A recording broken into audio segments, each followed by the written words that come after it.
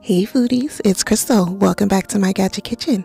Today I'm going to show you how to make homemade skillet cornbread, and I'll be using my Breville Smart Oven Air. Here are the ingredients that I'll be using: flour, cornmeal, salt, baking powder, sugar, buttermilk, eggs, and vegetable oil. First, I'm going to add vegetable oil to my skillet and place it in my oven to preheat.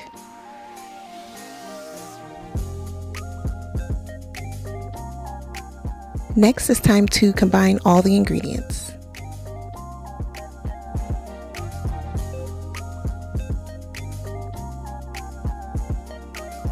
When you add your batter to your hot skillet, you'll hear a nice sizzle.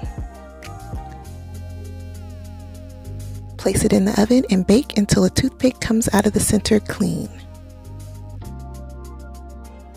Crispy on the outside, soft on the inside, delicious.